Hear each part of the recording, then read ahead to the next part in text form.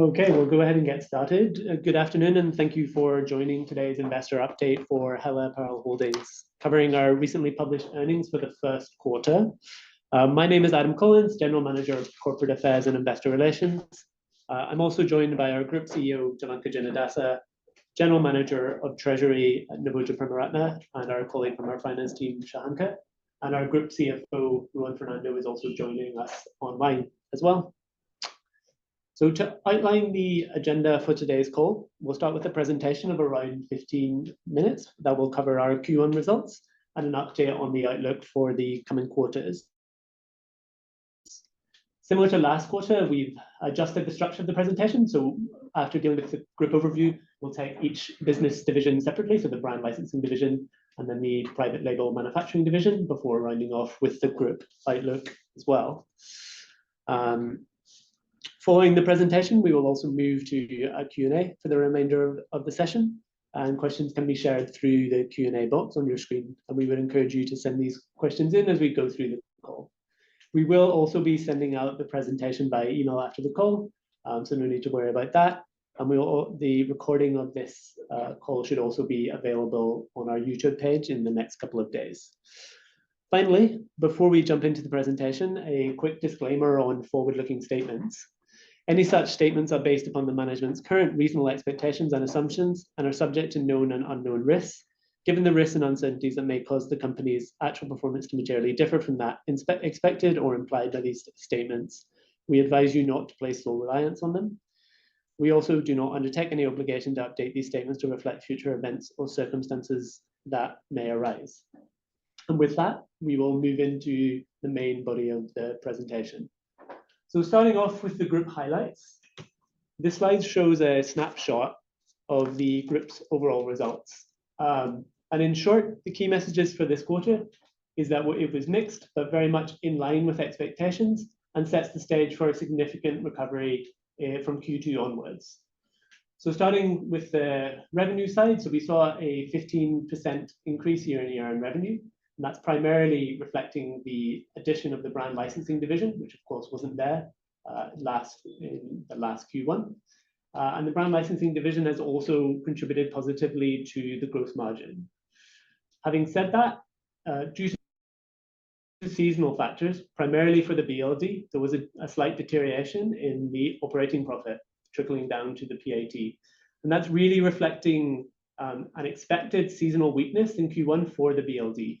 If we take the existing manufacturing business aside, what we've seen is, despite some downside in revenue, is we've seen an improvement in operating profit and an improvement in both gross and operating profit, demonstrating kind of the significant efforts that we've undertaken in terms of right-sizing the cost and capacity base over the past 12 to 18 months.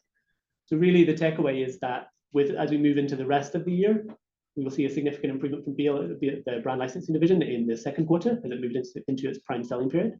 And then we expect to see continued improvement from the private label manufacturing division, driving further improvement overall.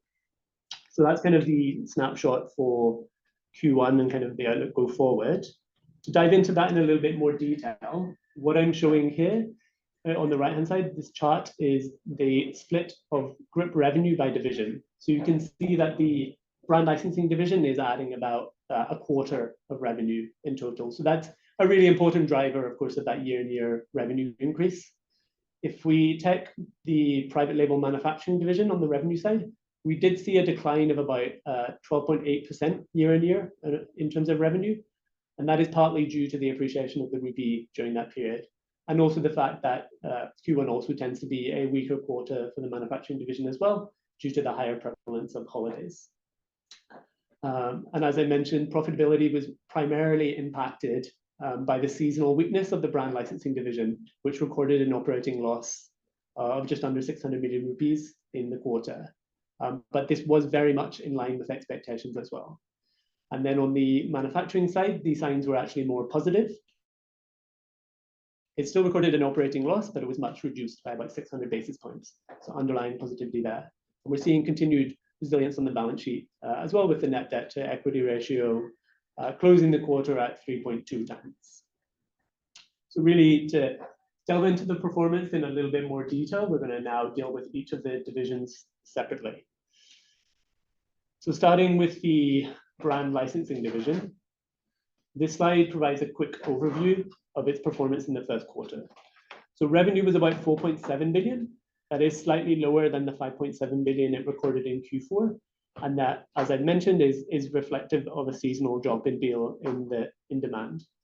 And that's because really Q1 falls between the two major selling seasons for European fashion sector, which is leading to that seasonal weakness. And in fact, revenue was slightly above our internal forecast for this period. And it is also worth pointing out that on a year-on-year basis, so prior to the acquisition, during this period last year, Focus Brands did also record a similar scale of operating loss last year. So this was very much as expected. And we look forward to it improving as we go into the brand licensing division's prime selling quarters from Q2 onwards. In addition to that, Focus Brands' overall restructuring strategy is moving ahead as planned. And so that's set to also support the financial performance over the coming quarters. As disclosed last quarter, we have reduced the number of UK warehouses from 2 to 1, consolidating into a single location, which is expected to reduce costs and improve kind of overall synergies in the distribution network as well. A number of key new management hires are now in place, and a number of significant steps, which we've been mentioning over past quarters and in this quarter, have realigned and re-energized the brand portfolio. So the overall tech for the brand licensing division is its performance is more or less stable post-acquisition and in line with the previous year. But we're putting in all the steps to ensure kind of a significant improvement in performance go forward as well.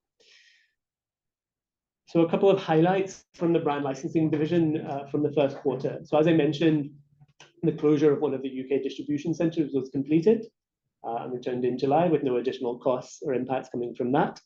And so the distribution operations are now consolidated into a single modern UK warehouse, which is also supported by a partner warehouse in the EU as well. So giving a much more leaner positioning on the distribution side. In addition, as we also mentioned last quarter and had been more formally announced since then, we've signed an additional license for Reebok outerwear in the UK and Europe. And so we're expecting the first products to hit stores by spring 2025, and with a very positive response coming from retailers so far on that front as well. And in addition, as part of our efforts to kind of reset and realign the brand portfolio, we've introduced a new licensed brand, which is AVX, which is an evolution of one of the existing brands, which is an urban lifestyle brand. So that's strongly aligned with a number of the other brands in the portfolio, which are in the lifestyle sports space. And we'll see products launching for that in early 2025 as well, with significant kind of marketing activations planned for that as well. So I think kind of the key tech here is that there's significant scope for upside as we build these additional new licenses from a demand perspective and from a sales perspective, particularly on Reebok. And then we're also working to kind of rationalize and strengthen the cost side so that is supportive of improved profitability as well. So very much a positive picture from the brand licensing division, as we move out of its seasonal weakness in the first quarter into the remainder of the year. Moving on to the private label manufacturing division, which represents the existing kind of pre-acquisition manufacturing business. So this performance snapshot shows that, as I mentioned earlier, revenue was down by about 12.8% year on year in rupee terms, but we have seen a significant improvement in earnings. So you see the EBITDA margin there improving reasonably significantly despite that revenue drop. So from a revenue side, we don't view this as kind of a negative sign for the manufacturing division's revenue. This was very much kind of in line with expectations, and the underlying trend is certainly still towards improvement. So if I kind of take a step back on the revenue side, I mean, if we look at the US dollar revenue abstracting from any exchange rate impacts, on a quarter-on-quarter basis, it was down by about 2%. So a very small drop quarter-on-quarter. And we're still very more than 10% above the low we saw in Q3. So it's very much from a demand perspective, an overall story of improvement and stability going forward. And within that context, because of the significant steps we've taken over the past 12 to 18 months to really reassess and realign the cost and capacity base, that's why even in the context of fairly stabilizing revenue, you're seeing marked improvements in profitability. So that's kind of right down the P&L. So from a gross margin perspective, we saw about a 400 basis point improvement in the gross profit margin to 10%. And so that is the highest level we have recorded in a quarter since the FY 22-23 financial year. So representing a significant improvement there. And that is partly due to the strong capacity utilization rates that we're seeing. So that's a mixture of improving demand and then the fact that our capacity is now much better aligned with that level of demand as well. And then you see that trickling down into the EBITDA margin as well, improving as I mentioned before. And that also reflects the tight control we're having of administrative and distribution expenses to ensure that kind of as demand improves and as we see gross margins improve, that benefit is really flowing down the P&L right the way down. So providing a few kind of key developments for the manufacturing division during the quarter. So as we've mentioned in a number of the previous quarters, one of the real strengths we've seen over the past 18 months has been the number of new customers we've onboarded, and that continued in this quarter. So one to mention is La Senza, which is an established global lingerie brand, which was successfully onboarded, and the first production of sleepwear was shipped in July as well. In addition to this, we are also very much still focused on optimizing our cost and capacity base go forward to make sure it's as agile as possible, agilely positioned as possible. So as part of this, we are optimizing our manufacturing capacity. So what I mean by this is in Sri Lanka, we have transitioned all manufacturing facilities from a 5-day work week to a 6-day work week, really leading to some optimization of overheads, while also allowing us to boost our capacity to meet the growing demand that we're seeing right now. So kind of conservatively expanding our production while also optimizing costs as well. And then a final kind of major development to mention, which is more on the synergies between the manufacturing division and the brand licensing division. This month we'll be shipping the first order that the manufacturing division has made of the Peter Worth products for Tesco. So as you may recall, 2 quarters ago, we announced a kind of strategic collaboration with Tesco to supply Peter Worth products in their stores, Peter Worth being a brand which is owned by the brand licensing division. So this is really a kind of realization of one of the key synergies between the brand licensing and manufacturing divisions. We have the brand licensing division really driving additional sales and that benefiting the manufacturing division by driving additional demand for its manufacturing capacity as well. So we would expect to see a lot more of those kind of wins as we go forward. Moving on briefly to the outlook. So I think as I've alluded to throughout this presentation, it is overall positive. We are very much seeing strength in consumer demand, and overall consumer demand seems to continue to be resilient. This is also being kind of supported by the fact that major central banks are now moving towards their easing cycles, which will be overall supportive. That's not to say that there aren't risks on the horizon. The Red Sea shipping issues and kind of the escalation in freight costs is still weighing on margins as we go forward. But the overall picture is one of a generally strengthening demand environment that's kind of supporting our growth go forward. So if I split that into kind of the 2 divisions, I think the story for the brand licensing division is very much, it's very much stabilized post-acquisition. And as we move into the rest of the year, you'll see that really benefit the P&L as we move into its prime selling period. And so then we'll see kind of further improvement in the quarters thereafter as well. And then for the private label manufacturing division, the current order book does suggest a fairly significant pickup in demand over the coming quarters. And so along with the various cost measures that we've taken, that will be supportive of a marked improvement in profitability going forward as well. So I'll jump into that in a little bit more detail in these following slides. So if I take it from a demand perspective first, what I'm showing in the chart on the right-hand side is the capacity loading, as let's say the capacity output or the volume output for the manufacturing division, with the dark bars showing the historical values up to the month of July, and then the blue bars showing our current forecast out to the month of December. And then the red line is showing the 3-month average as well. So really, the key message from this chart is that what we've seen since about the 3rd quarter of last year has been a gradual pickup and kind of stabilization and then pickup in demand and in order book. And then we're seeing that kind of increase as we move into the second and third quarters of this year, right? So in the second quarter, we're looking at about a 15% quarter-on-quarter increase in loading, with about 90% of the Q2 order book already confirmed. So that's reasonably kind of settled that we'll see a further uptick in Q2. Going out to Q3, the early indications are that we're seeing a further demand upside, as you can see in this chart, though that is based partly on customer projections as well. But overall, the picture is fairly solidly showing a recovery in demand that we feel is going to drive increased revenue for the manufacturing division over the coming quarters. And then just a quick word on the brand licensing division. As I mentioned, the demand picture fairly stable there, and it's really trading in line with our expectations and also with the previous year. So as of now, because the brand licensing division has some more visibility due to kind of longer order times, it has about 70% of its budgeted revenue for the year already confirmed. So we're reasonably confident also in the performance coming through there as well. And to round off with a kind of final word on overall margin improvements. So with that improvement in top line, we're seeing really two major things driving margin improvement. One is the consolidation of the brand licensing division.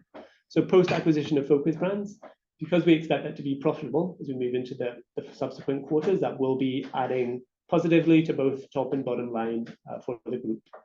Secondly, we do expect a significant improvement in the profitability of the manufacturing division as well. It has been improving, as I said, but there's further room to go. So the real key driver of this should be a further improvement in gross margins. And that's been supported by an improvement in capacity utilization, as you've seen, kind of as we see demand increase. But also a kind of factor that's worth highlighting is we have seen a shift in the composition of our customer base, and it is moving towards higher margin customers. That's really reflective of kind of a number of the high value brands that we've onboarded over the past 12 to 18 months. So everyone from Nike through to some of those fast growing underwear brands such as Tommy John, which I mentioned last quarter. So that's also helping to be supportive as margins as we go forward and offset some of that pressure that we're seeing from factors such as global freight costs.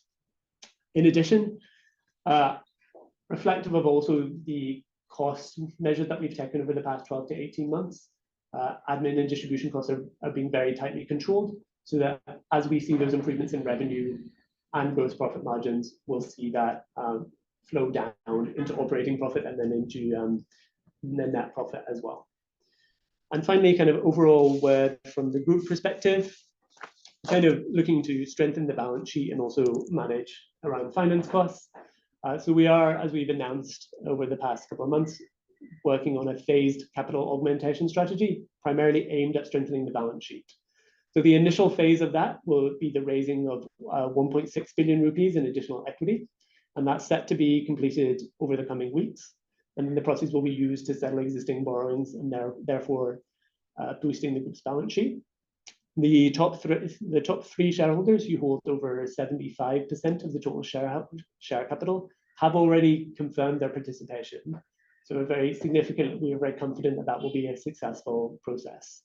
And then thereafter, we'll be announcing further phases of this strategy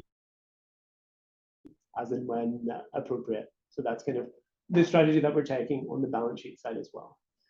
So that brings me to the end of the presentation section. We have a few additional slides on our social capital initiatives, which I won't run through, but will be available in the deck when it's sent out to you. And I would encourage you to look at them in that stage. But without further ado, we'll move on to the Q&A part of today's session. So please do feel free to send in your questions through the Q&A box in your screen, and we'll run through as many as we can. We'll just give you a couple of minutes to send in your questions.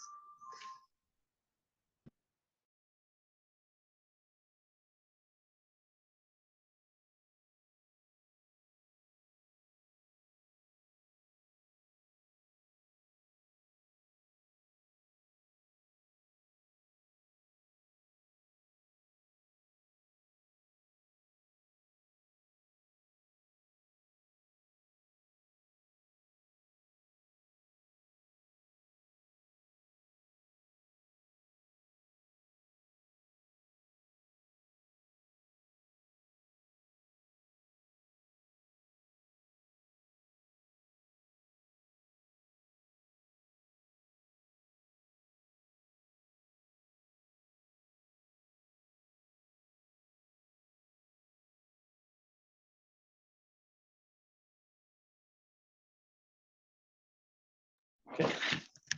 We've had a couple of questions come in that we'll take now, and please feel free to keep sending in your questions as well.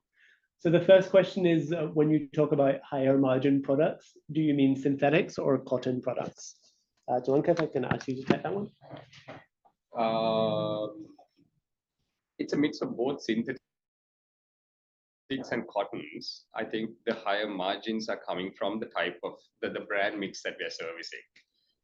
Over the last 12 to 18 months, we had more supply than demand. So we were pretty much taking orders, not just us, the industry was forced to take orders at compromised margins.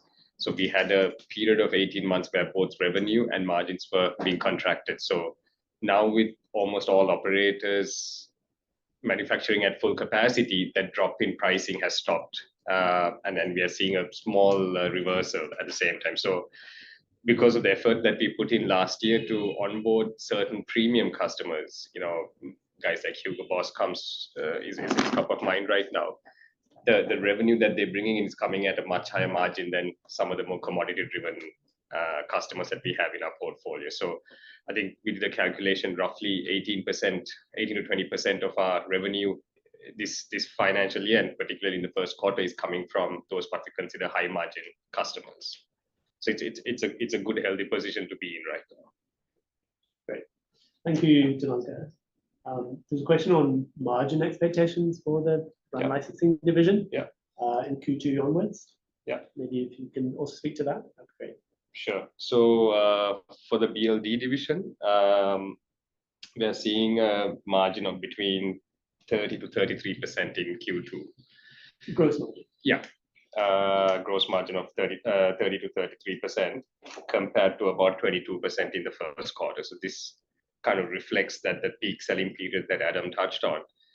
Historically, the first and the third quarters has been low selling periods, and the second and the fourth have been the peak ones. But since we've taken over and worked very closely with the management over there, we are expecting a decent third quarter as well. Of course, not as good as the second and the fourth, but it's not as low as it used to be historically. There's also a question on the Bangladesh situation and how that may be playing out in favor of other regional markets. Two things, one more short term and the other being more medium to long term. Short term, we are seeing a couple of inquiries coming in for the immediate quarter. Because we are operating at full capacity, it's very difficult for us to absorb all the inquiries that are coming our way, especially knowing that some of these orders might be a temporary gain for us. And once the situation in Bangladesh settles down, some of these programs may go back. So we want to stay focused on our core business, on our core programs and our core customers. Of course, not ignoring the upside that we're getting from Bangladesh, but we are prioritizing our business as usual programs and customers. Sorry, the second part of that that I was going to mention was that when it comes to Bangladesh, I think there are a few brands that have extremely high exposure to Bangladesh when it comes to their supply chain or their sourcing needs. Some of these European brands sourcing north of 50%. They were very comfortable with that level of exposure in the past. So it'll be interesting to see if they will continue to be comfortable in having that sort of a mix, or would they kind of de-risk Bangladesh and the continent by moving into some of the other apparel hubs. There's a question on admin costs, which maybe I'll take. So the question is, why has admin costs increased significantly year on year? I think the really key thing to highlight there is that admin costs and distribution costs are increasing year on year, largely due to the consolidation of the brand licensing division. So post-acquisition of Focus Brands, we're consolidating in their admin and distribution costs, which is why you're seeing a very significant year-on-year increase. If you were to take admin expenses for the private label manufacturing division, you would see really it being more or less flat year-on-year. That is what we would expect to see based on the measures that we've taken. So really, when you look at the face of the P&L, the driver of that increase in admin and distribution costs is the addition of the brand licensing division more than anything else. And then maybe a second part of that question is... Sorry, go ahead. on pricing, do we see any pricing pressures coming in cotton as cotton prices have declined? How is this? Will this benefit be passed on to the customer? We haven't seen significant pricing pressure coming in, especially not as it's not as difficult as it was even 2 quarters ago. The cotton prices are coming down, but we're not seeing it translate exactly into cheaper fabric prices. And also we can't forget that usually September, October is the harvest period for a lot of the cotton farms. So during this time of the year, cotton prices do tend to come down. So we are taking advantage of it by booking yarn, taking positions in yarn and grage to capitalize on these lower prices. But and our effort would be to, if at all, to share some of this benefit with the brand as opposed to passing the full benefit. Okay. So maybe there's a few questions on how the kind of demand for the manufacturing division is being split regionally across the countries of operation. Right. Maybe we can just add some color around kind of any differences we're seeing in Sri Lanka versus other operating countries in Africa. Right. I mean, nothing in particular. We are, and like I said, the whole industry's experience in this. It's not just Hela, in the sense that everyone's pretty much operating at full capacity. So generally, our revenue split is about 50% Sri Lanka, 30% Kenya, and then 20% being split between Egypt and Ethiopia. So that split is purely based on the capacity that we have in those particular countries, and not that a customer is requesting specifically that country. Yeah, thank you, Jalanka. There is a question on how currency volatility has been impacting the business. Yeah. Perhaps Naboja or Jalanka, one of you can take that. So we do have significant exposure to LKR and Kenya shilling, given our overhead base is predominantly coming in from Sri Lanka and Kenya. So both currency has appreciated, but we do think now we have adjusted our overhead base to the current rate, so that we will not see any impact coming in. So all the overhead reduction initiatives that we have taken is assuming that we will be operating, or the exchange rate will remain at the current stage or even a little bit lower. So there's a question in relation to the brand licensing division. So say on the licensed and the owned brands, whether or not we have the right to sell those brands in India or within Sri Lanka. Yeah. On the brands that we own, we have the rights to sell it in any market that we prefer. So far, we are focusing only on UK and Europe as far as our own brands are concerned. We get a bit of sales coming in from markets like Canada, but these are because certain global retailers, especially the off-price retailers like TK Maxx, TJ Maxx, having a presence in multiple markets, may sell it based on how they see the demand lies. So we do have the right to sell, but still very much a UK-Europe focused approach that we're taking right now, as far as our own brands are concerned. When it comes to the licensed brands like LS, Reebok, Nautica, we are limited to certain markets that we have rights for, that we have exclusive rights for. But there again, a majority of our revenue comes from UK, Europe. The only outside country that has a significant sale from outside that region would be Australia. Okay, great. Thank you, Jalanka. Maybe there's a couple of questions relating to margins, profitability, and how that's going to play out. Yeah. Maybe you can add some color around the timing of that and what we're expecting in the next few quarters from a profitability perspective. Yeah. So even as at right now, so if you take the BLD and what we call PLMD, that which is our manufacturing division, we are on track to be profitable on the BLD side. I could say very comfortably that we are very much within our budgets for the full year. And the full year shows a consolidated profit at year end, and we are very much on track for that.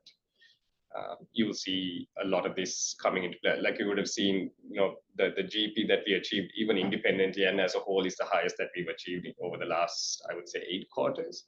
And you will see that trend continue in Q2. We've already seen certain parts of the business becoming profitable on a monthly basis. And our focus is to get the other parts of the business also in line so that at a consolidated level, we'll not only see profitability, but also a healthy margin. Okay, thank you very much, Talanka. One additional question on any current capital expansion projects or backward integration projects and how we're approaching that side. M&A or backward integration is very much on hold till we have a few consecutive quarters, consistent quarters of profitability, and we want to focus on strengthening our balance sheet a lot more before we go down another M&A project. But that said, we are focusing on growth within our existing divisions. Addition of Reebok is one major one on our brand licensing side. We are in talks with one or two other brands to take on board in partnership with some of the supermarkets and distribution partners that we have. So there's a lot of work that's happening there, and of course, any growth that happens on the BLD side will trickle down as incremental orders or incremental capacity needs on the manufacturing side. So our focus, I would say, for the next consecutive quarters would be to grow these individual divisions as opposed to add more complexity into the business through M&A.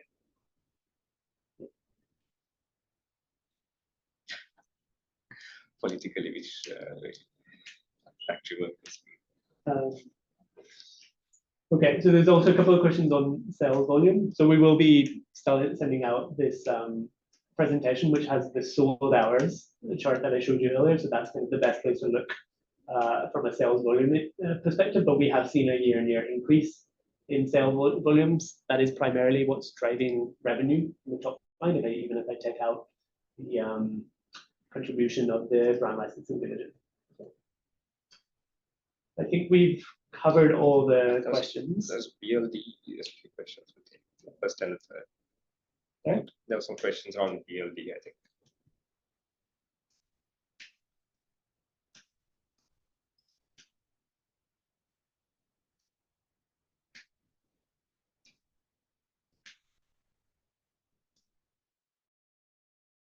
Yeah.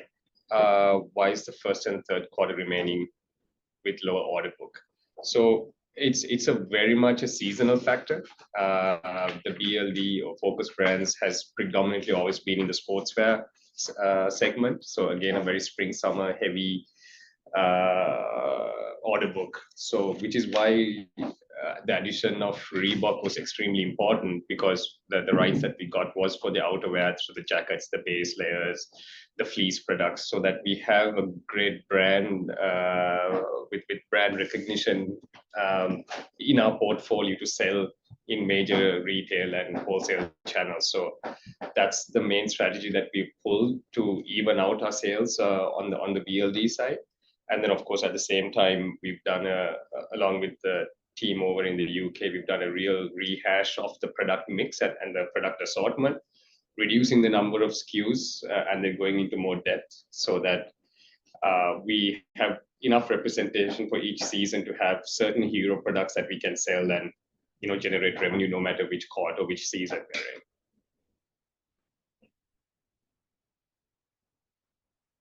The rights.